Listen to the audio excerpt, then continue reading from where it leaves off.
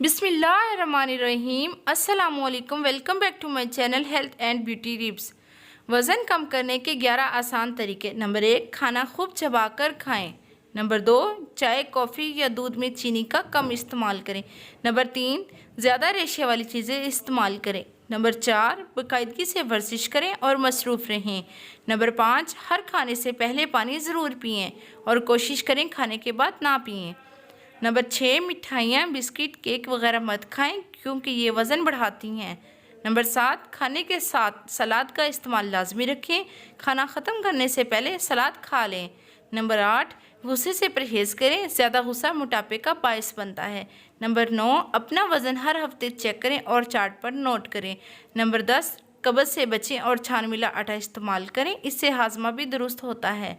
Number 11, आहिस्ता से वज़न कम करना बेहतर है बजाय इसके यकसर वज़न कम किया जाए।